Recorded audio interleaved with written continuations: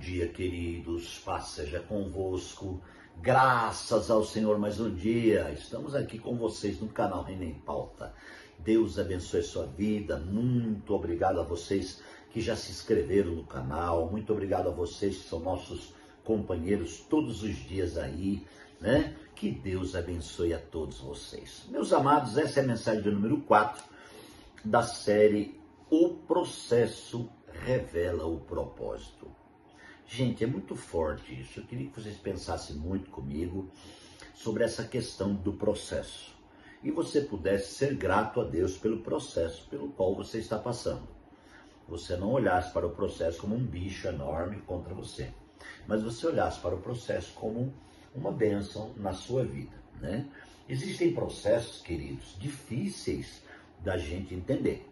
Por exemplo, eu posso testemunhar para vocês, eu passei um processo do qual eu tive que entrar numa máquina de hemodiálise. E aquele processo para mim custou muito choro, muita luta, muita reluta, porque eu não entendia a máquina, porque nas primeiras sessões a máquina me judiou muito, me deu muita cãibra no corpo inteiro, então eu fiquei com muita raiva daquela máquina. E até que eu entendesse que a máquina era um processo bom, que visava um propósito, qual que era o propósito da máquina? É fazer você ficar bem de saúde, é fazer você pelo menos ter uma vida normal, né? Ou quase normal depois que se faz a sessão. Até eu entender que aquela máquina era o meu rim, irmãos, deu trabalho.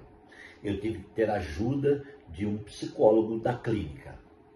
Aí então, quando eu entendi que a máquina era o veículo que revelava o propósito, então eu pude, amados, agradecer a Deus pela máquina, e a partir dali, para mim, eu já não tinha mais aquela tristeza de entrar na máquina, eu já chegava lá com alegria no meu coração para poder fazer a hemodiálise.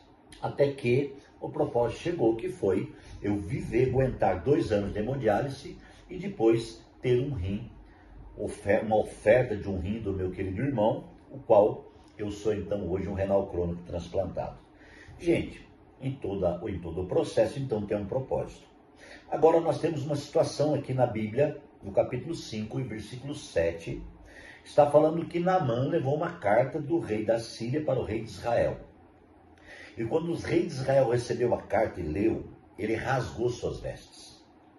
Ele não entendeu, ele falou, peraí, eu não sou Deus para fazer milagre e tal e tal. E Eliseu soube que ele rasgou suas vestes. E o profeta Eliseu mandou uma palavra, mandou uma mensagem para o rei de Israel e disse assim, não rasgue as suas roupas. Manda ele vir até mim e ele saberá que existe profeta em Israel. Gente, eu posso ver aqui um profeta fumegando. Eu posso ver aqui um profeta, gente, vivendo a realidade de um propósito, porque o propósito tem uma realidade. E a realidade do propósito é a revelação no estado do projeto. Enquanto estamos no processo. Enquanto estamos em processo, está sendo revelado, no meio desse processo, o propósito. Certo? Ok? Deu para entender? Então, no meio dessa luta que está acontecendo comigo, com você, em todos os aspectos, existe uma revelação. Então agora Eliseu, ele tinha convicção. Eliseu não tinha uma expectativa que Naamã ia ser curado. Eliseu vivia a realidade da perspectiva. Eliseu tinha a realidade, irmãos, do propósito contido nele. O propósito estava dentro dele. A vida profética dele era muito ativa e Deus estava dentro de Eliseu. Deus estava falando com Eliseu. Deus estava ministrando Eliseu. E ele agora então manda uma mensagem, diz assim, olha, não sofra, não rasgue suas vestes não. Manda esse homem para mim. Agora vamos ver então a questão. Quando Naamã soube pelo rei de Israel, você vai até a casa de Eliseu, até onde ele está. E então deu o caminho para ele. Naamã vai para lá, com a sua comitiva, com a sua equipe, com os seus animais, com os seus ouros, com as suas pratas, com tudo que ele tinha. E ele vai lá. Agora, eu quero fazer um pensamento com você aqui, que acontece conosco. Quando o rei falou para Naamã que ele tinha que ir até Eliseu, Naamã já tinha uma expectativa de cura, mas agora ele criou uma expectativa ainda maior. Lembra que eu preguei que a expectativa, irmãos, ela coloca Deus lá longe, lá no final? E nós temos que viver uma realidade de uma perspectiva. Então Naamã agora, ele não tem a realidade de uma perspectiva, igual Eliseu. Eliseu vive a perspectiva profética. Por isso que Eliseu disse, manda ele vir até mim, ele vai saber que tem um profeta de Israel. Agora Naamã não tinha essa visão de perspectiva. Naamã foi criando uma expectativa. E qual a expectativa que Naamã criou? Ah, eu vou chegar lá, ele vai me mandar entrar, ele vai fazer um monte de coisa comigo, não sei o quê, parará, parará. E ele foi criando expectativa na cabeça dele. Gente, a expectativa começa a colocar um monte de caraminhola na nossa cabeça, em relação ao processo que estamos passando. Então eu não sei como é que você está passando o seu processo. Se você está vivendo um monte de expectativa, colocando caraminhola na sua cabeça, ou você está vivendo já uma perspectiva de fé. Porque aqueles que entendem de fé e conhecem a fé na palavra e receberam a fé, esses aí ganharam essa perspectiva. Porque a fé não revela uma expectativa. A fé revela uma perspectiva. Quem disse para você que a fé revela uma expectativa? É só ler o versículo no Espírito. Ora, a fé é o firme fundamento. A fé não será um fundamento, ela é. O fundamento não será, o fundamento é. Deus não foi e não será. Deus é. Você está entendendo? Então a fé é o firme fundamento. Do quê? Das coisas que se esperam. E a prova do quê? Daquelas que não se veem. Quem é a prova daquelas que não se veem? O fundamento. Então o fundamento traz à luz a perspectiva. O fundamento não traz uma expectativa. Quando se fala em fé, a gente pensa em expectativa, negativo. A fé revela a perspectiva. Naamã não tinha fé. Naamã tinha expectativa. O homem que não conhece a palavra não tem fé. A fé é um dom de Deus. E a fé só é ganha através da palavra. Então quem ouve a palavra tem fé. Agora quem não ouve a palavra, como vai ter fé? Então, amados, Naamã, ele simplesmente ganhou uma expectativa. E dentro do conteúdo da expectativa, Naamã foi então pensando, bom, o profeta é um homem importante. Imagine, foi o rei da Síria que me mandou para o rei de Israel, e o rei de Israel me manda para o profeta. O profeta não pode ser qualquer pessoa. E realmente não é. Assim como a igreja, ela é profética, ela não é qualquer pessoa. A igreja não é qualquer grupinho que reúne no fundo do quintal, não, irmãos. A igreja é poderosa. Respeita a igreja. A igreja tem que ser respeitada. Eu não estou falando de crentalhada.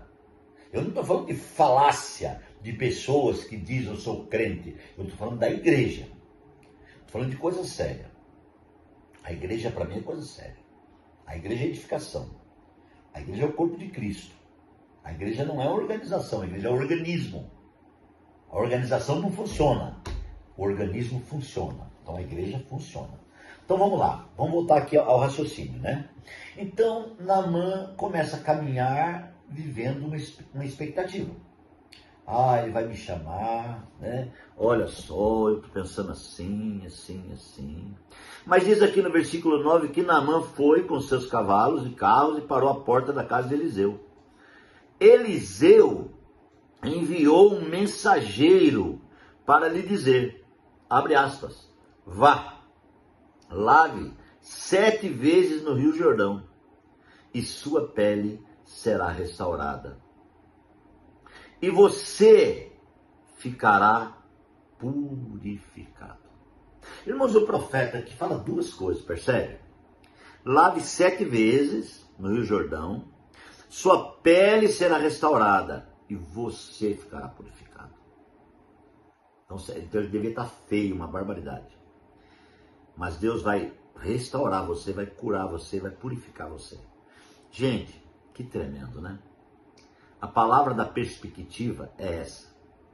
A palavra na visão da perspectiva, a palavra com a revelação, irmãos, do propósito, ela é direta. Ela não tem curva, não tem volta, né? Não dá volta assim. A palavra é direta. Vá, e lave 7 vezes no Rio Jordão. A palavra deu um lugar. O ministério profético dá um lugar. Existe um lugar onde você é abençoado. Existe um lugar onde Deus tem algo para a tua vida, né? Mas você tem que parar de viver de expectativas. Você não pode usar o processo para criar expectativas, né? Tem gente que cria expectativas ruins no processo, principalmente quem não conhece a palavra de Deus. Então diz assim, eu vou morrer amanhã, minha vida está desgraça, não tem mais jeito, né? Essa expectativa de ruínas.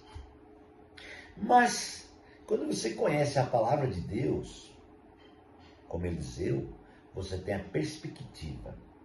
A perspectiva é a realidade daquilo que é, não daquilo que será. A perspectiva é a realidade daquilo que está acontecendo. Então, o propósito, na visão da perspectiva, ele é. Entendeu? O propósito nessa visão, ele é.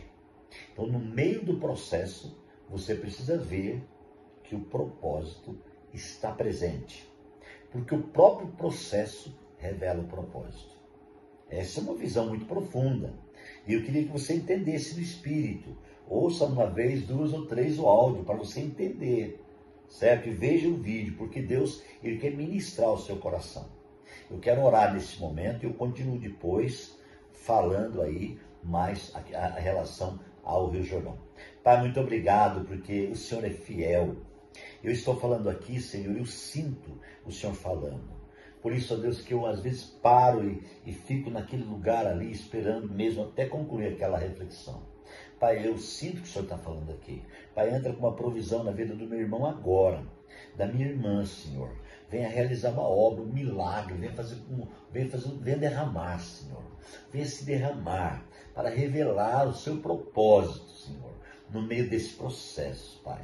Eu quero abençoar o teu filho e a tua filha, em nome de Jesus. Amém. Que Deus abençoe muito você e até amanhã.